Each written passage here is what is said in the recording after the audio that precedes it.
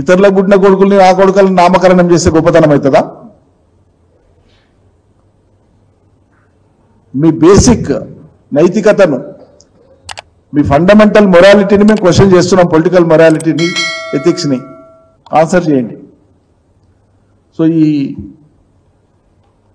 4 పేజీల లేఖ రాహుల్ గాంధీ గారికి వివిధ అంశాలతో సుప్రీంకోర్టు తీర్పు కానీ, ఆయన గతంలో మాట్లాడిన అంశాలు కానీ, మాటలు కానీ, డిఫెక్షన్ యాక్ట్ ఏం చెప్తుంది, ఈ అన్ని అంశాలను పొందుపరిచి లేఖను సంధించడం జరిగింది. మీడియాకు రిలీజ్ చేస్తున్నాం. కాపీస్ అందరికీ ఇవ్వండి. దయచేసి రెస్పాండ్ కావాలా. ఎవరో రెస్పాండ్ అయ్యి మా రాహుల్ గాంధీ గారిని ప్రశ్నిస్తారంటే అట్లా అనేటువంటి వాళ్ళ యొక్క సంకుచితత్వం అవుతుంది, లేకుంటే అవగాహన రాహిత్యం అవుతుంది. లేవనైతే అంశం ముఖ్యం, లేవనెత్తబడిన అంశం ముఖ్యం, ఆ అంశానికి ఉన్న ప్రాధాన్యత ముఖ్యం. కాబట్టి దీనికి స్పందించాలని చెప్పి మేము డిమాండ్ చేస్తూ ఉన్నాం. అదేవిధంగా 6 గ్యారంటీలు, 5 న్యాయాలు, వీటి ఊసెత్తకుండా పోయినంతకాలం ఇదే పని చేసుకుంటూ ఉంటే ప్రజలు దాన్ని ఉపేక్షించరు.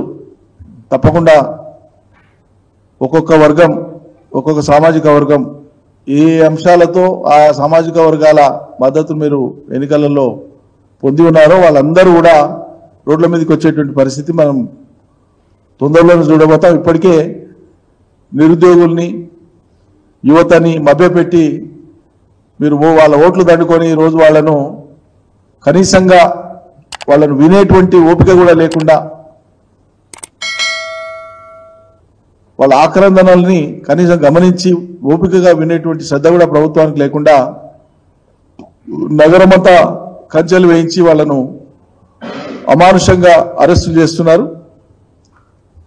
చివరికి ఆ మాబులో దారిలో పోయేటువంటి యువకులు, పనుల మీద పట్టణానికి వచ్చినటువంటి ప్రజల్ని ఒక ఆయన మొత్తుకుంటున్నాను, నేను రైతును అబ్బా, నేను వ్యవసాయ పని మీద వచ్చినా హైదరాబాద్కు రైతులు రానివ్వకూడదా, పని మీద రాకూడదా, మేము పని మీద వస్తే మమ్మల్ని ఎందుకు అరెస్ట్ చేస్తారని మొత్తుకుంటాడు రైతు. ఇట్లా ఉంది ప్రభుత్వ తీరు. రేపు రాబోయే రోజులలో మీరు విఫలమైనటువంటి ప్రతి అంశం మీద ఆ అంశానికి సంబంధించినటువంటి ప్రజలు ఖచ్చితంగా రోడ్లు ఎక్కుతారు.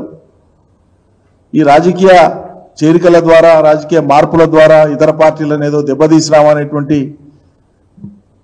ఆ శునకానందం ద్వారా మీరు పాలనలో సంతృప్తిని ఇవ్వలేరు ప్రజలకు.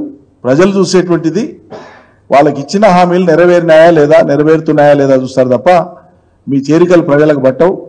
నువ్వు పార్టీ ఉందంటే ఉంటుంది, లేకుంటే పొమ్మంటే పోతుంది, లేకుంటే అయిపోయిందంటే అయిపోదు అన్నట్లు ఉండదు. ఈ ప్రజల ఆకాంక్ష. ఇవి గుర్తుపెట్టుకోవాలని చెప్పి మేము డిమాండ్ చేస్తూ ఉన్నాం. ఖచ్చితంగా దీని మీద స్పందించాల్సిందిగా బీఆర్ఎస్ పార్టీ నుంచి మేము డిమాండ్ చేస్తూ ఉన్నాం. అదే చెప్పాను ఇంతకుముందు, నేను చెప్పింది అదే. లెజిస్లేచర్ పార్టీ నుంచి విలీనం, వంతాడు విలీనమైనప్పుడే చేరికలు జరిగినాయి.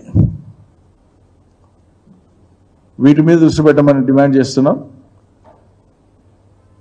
ఇక మరి ఈరోజు సరే కాలం నిర్ణయిస్తుంది, తెలంగాణ సమాజం కూడా ఆలోచిస్తున్నది.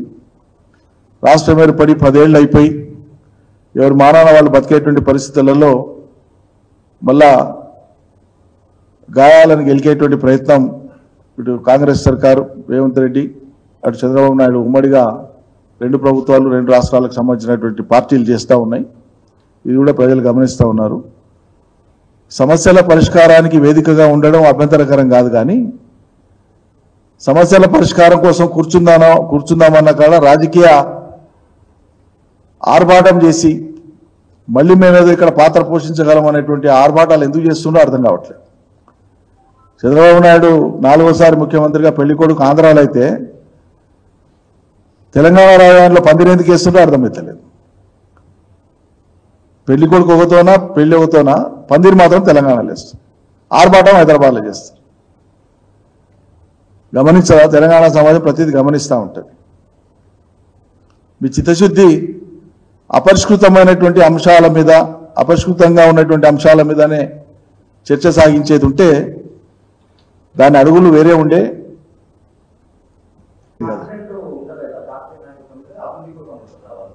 పార్టీ మారితే అభివృద్ధి అవుతుందా? ఆ పార్టీ మారితే అభివృద్ధి అవుతుందా అంటే లెజిస్లేచర్ పార్టీగా అప్రూవ్ అయితే చేరికల విషయంలో ఎవరికేం అభ్యంతరం లేదంటున్నాం. వాళ్ళు ఏం కారణాలని చెప్పుకొని మాకు అవి అప్రస్తుతం. మేము మాట్లాడేది వాళ్ళు మాట్లాడిన అంశాలకు వెళ్ళి మాట్లాడుతున్నాం. వాళ్ళు ప్రవచించిన సిద్ధాంతాన్ని మేము చెప్తున్నాం.